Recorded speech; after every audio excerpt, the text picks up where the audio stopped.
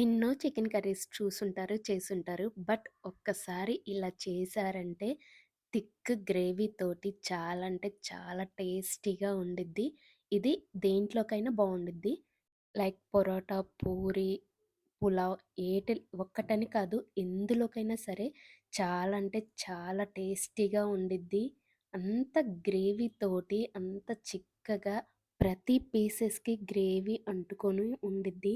ఒక్కసారి ట్రై చేశారంటే ఇంకా డైలీ ఇలానే చేస్తారు చికెన్ వండిన ప్రతిసారి. సో, వీడియోలోకెళ్ళిపోదామా? ఫస్ట్ ఆఫ్ ఆల్ చికెన్ కోసం ఒక కడాయి తీసుకోండి. ఇలాంటిది వెడల్పుదైతే ఏంటంటే చికెన్ పీసెస్ కలుపుకోవడానికి బావుండిద్దనమాట గరిటెతోటి. ముక్కనేది విరిగిపోకుండా బావుండిద్ది అంచులమ్మట కలుపుకుంటూ. సో, ఇలాంటిది ఒక వెడల్పాటి కడాయి తీసుకొని అందులో ఆయిల్ వేసుకోవాలి. ఆయిల్ ఏంటంటే మనం కూర గరిటె ఉండిద్ది కదా!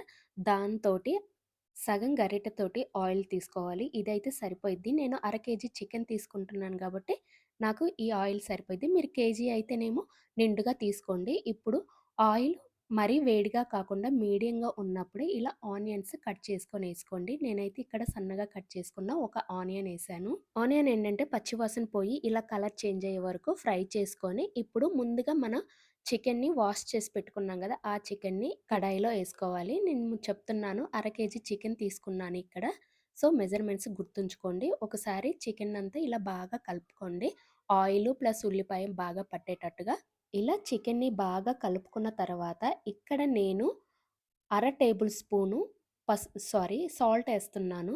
ఇక్కడ నేను స్పూన్ అయితే ఎయట్లేదు. అర టేబుల్ స్పూన్ సాల్ట్ ఏస్తున్నాను. ఒకసారి ముక్కలకి బాగా కలుపుకోవాలి. ఏసిన సాల్ట్ అంతా ముక్కలకి బాగా పట్టాలనమాట. సో, అందుకని ఒక 1 మినిట్ బాగా ఇలా కలుపుకోవాలి. ఇందులో మనం వాటర్ ఏమి ఎయట్లేదు. ఇప్పుడేంటంటే హాఫ్ టేబుల్ స్పూన్ పసుపు అంతే. ఇక్కడ నేను కారం అదేమీ వాడట్లేదు. జస్ట్ పసుపు ప్లస్ సాల్ట్ ఇవి రెండే యూజ్ చేస్తున్నాను. ఇప్పుడు పసుపు కూడా అంతే ముక్కలకి బాగా పట్టించండి. ఇలా కలుపుకుంటూ 1 మినిట్. ఇలా మంచిగా ముక్కలన్నీ మిక్స్ చేసిన తర్వాత ఇప్పుడు మూత పెట్టేసి లో ఫ్లేమ్‌లో కుక్ చేసుకోండి. ఈలోపు ఏంటంటే ఈ కర్రీకి మెయిన్ ఇంపార్టెంట్ అనమాట. ఈ మసాలా అనేది చాలా టేస్ట్ అంతా ఈ మసాలాతోనే వచ్చిద్దనమాట. ఇప్పుడు ఒక మిక్సీ జార్ తీసుకొని అందులో 2 టేబుల్ స్పూన్ ధనియాలు, 1 టేబుల్ స్పూన్ మిరియాలు అన్నీ పచ్చివే ఎయ్యాలి. ఫ్రై చేయాల్సిన అవసరం లేదు. ఇప్పుడు ఒక అనాస పువ్వు, 2 చెక్క మొగ్గలు దాల్చిన చెక్క, లవంగాలనమాట. సో, అవి 2 ఏసుకోండి. ఇప్పుడు అర టేబుల్ స్పూన్ జీలకర్ర, నెక్స్ట్ 1 టేబుల్ స్పూన్ నువ్వులు. ఇది మెయిన్ అనమాట నువ్వులనేవి. సో, ఇక్కడ 1 టేబుల్ స్పూన్ నువ్వులు వేసుకోవాలి. నెక్స్ట్ 3 జీడిపప్పు, ఒక 6, 7 వెల్లుల్లి, 2, 3 ముక్కలు చిన్న చిన్న పీసెస్‌వి అల్లం ముక్కలు. సో, చూసారు కదా! ఇలాంటివన్నమాట. ఇవి వేసిన తర్వాత నెక్స్ట్ ఫ్రైడ్ ఆనియన్స్ ఇది 1.5 ఉల్లిపాయ ఫ్రై చేసుకొని ఏసుకోవాలనమాట. ఫ్రైడ్ ఆనియన్స్ అంటాం కదా! అవి. ఇప్పుడు 1.5 టమాటా ముక్కలు, బాగా స్పైసీ ఉన్న కారం అనమాట. 1 స్పూన్.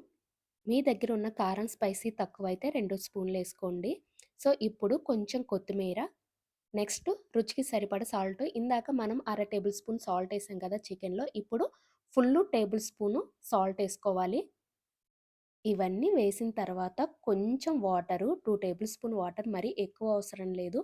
కొంచెం వాటర్ ఏసుకొని ఎంత వీలుంటే అంత మెత్తగా పేస్ట్ పట్టుకోవాలనమాట. ఎలా అంటే గంధం ఎలా ఉండిద్దో అలా అన్నమాట. చాలా స్మూత్‌గా ఇలా ఇంత మెత్తగా పేస్ట్‌లాగా పట్టుకొని పక్కన పెట్టేసుకోండి. ఈ చికెన్‌లోకి మెయిన్ మసాలా అనేది ఇదే. ఈ ఒక్క మసాలా ఏసామంటే థిక్ గ్రేవీతోటి చికెన్ చాలా టేస్టీగా ఉండిద్ది. ఈలోపేంటంటే 70% కుక్ అయ్యి ఉండిద్ది చికెనంతా. చూసారు కదా! వాటరంతా బయటకొచ్చాయి. చికెన్‌లోని వాటరంతా. మనం ఇక్కడైతే వాటరేమి ఎయలేదు.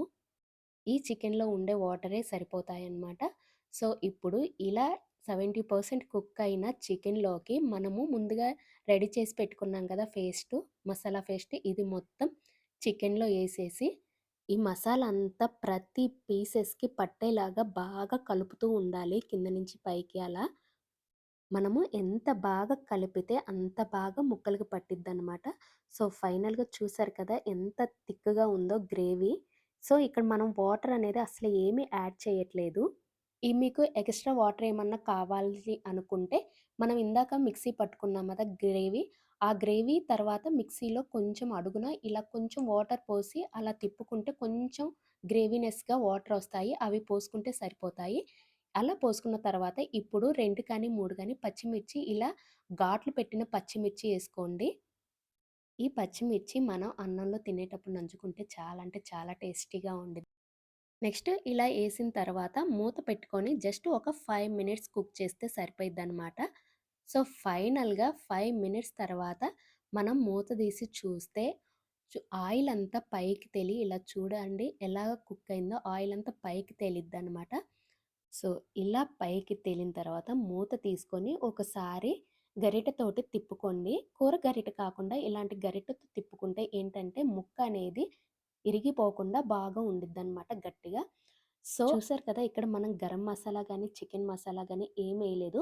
మనం ఇందాక పట్టుకున్న మసాలానే సరిపోయిద్ది. ఇన్‌కేస్ మీరు కేజీ చికెన్ తీసుకోవాలి అనుకుంటే ఏంటంటే, మనం ఏసిన ఇంగ్రీడియెంట్స్ డబల్ చేసుకోండి సరిపోయిద్ది. సో, ఫైనల్‌గా ఓసారి కొత్తిమీర చల్లుకొని, ఒకసారి కలతిప్పుకోండి చికెన్‌ని. మరి చికెన్ ఎక్కువగా కలతిప్పుకోకూడదు. ఎందుకంటే ముక్కనేది విరిగిపోతుంది.